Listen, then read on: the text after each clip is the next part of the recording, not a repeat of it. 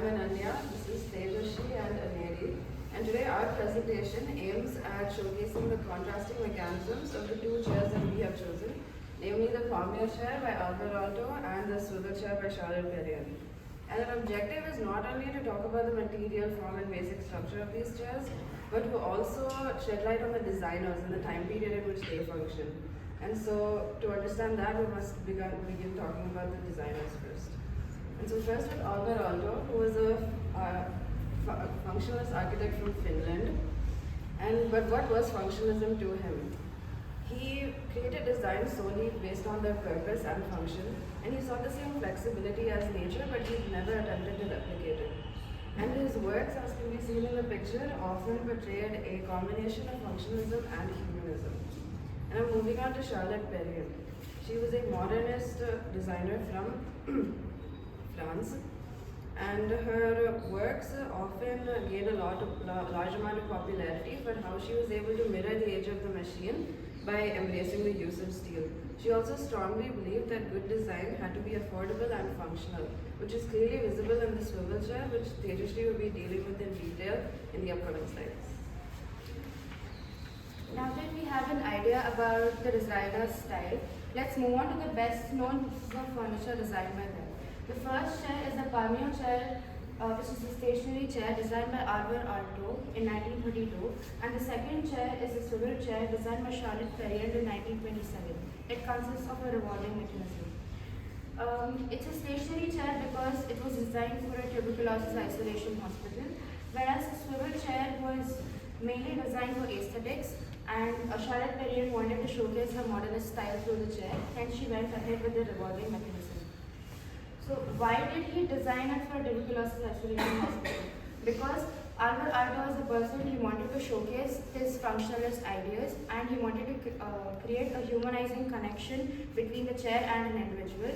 Hence he went ahead designing a chair for a tuberculosis isolation hospital. Whereas on the other hand, for the swivel chair, Charlotte Perrier wanted to showcase her modernist style, and she wanted to design a chair to showcase her style, and also for aesthetics.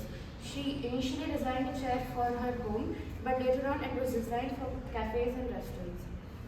Moving on to the materials used, the material also played a great role in the mechanism of both the chairs.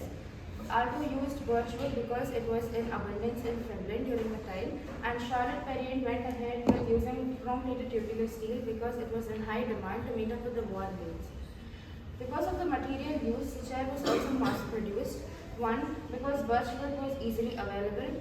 Two, because the chair consisted of an organic form, because birch wood could be easily molded to form a curved form, which led to forming the organic form of the chair. Because of these factors, this chair was mass-produced, whereas on the other hand, Charlotte Perrier used chrome-plated tubular steel, because of which the chair was cheap and lightweight, and also this made the mechanism smoother. Because of this, chair was mass-produced. Whereas mass production is not the only thing, the process of production also went hand in hand. For the process of production of the Paimio chair, Alto used a hot metal press.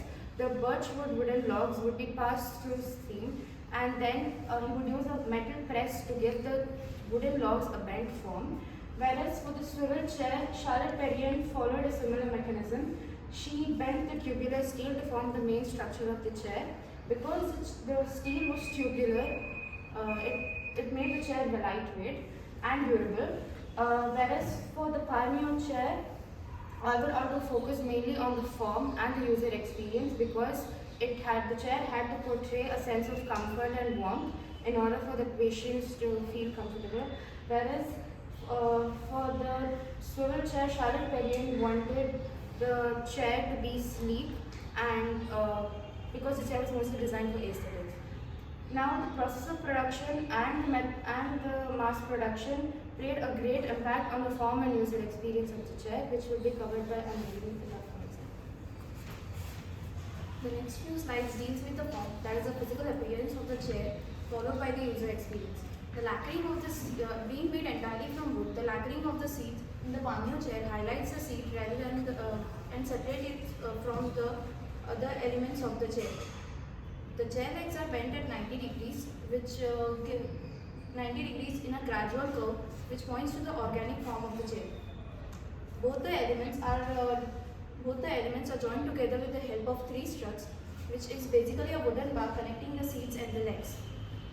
Moving on to the user experience, the slits at the back are mainly for the air to reach the user's back and to provide the comfort to sit for longer hours. The chair framework consists of two closed loops of wood, which gives a welcoming feeling to the user. The chair consists of loops and at the front and back to provide comfort to the sitter to sit for longer hours. Moving on to the swivel chair, the backrest is connected to the seat by three tubular steel bars, which provide sturdiness to the chair. The revolving seat of the chair is connected to the four legs, which makes the chair even stronger. Moving on to the user experience of the swivel chair. The curved backrest of the chair, being in the same level as the armrest, provides the comfort to the user while working in offices, homes, and eating in restaurants. The metal frame, being rigid and strong, is made comfortable by adding a cushion with a polyurethane foam made out of polyurethane foam. The cushion is also made comfortable by adding 12 spring coils spanning across the radius of the steel frame at the bottom of the seat. And so, in conclusion, both these chairs, despite having completely different mechanisms and materials, the respective designers were still able to mass produce their chairs without compromising on their ideologies. Thank you.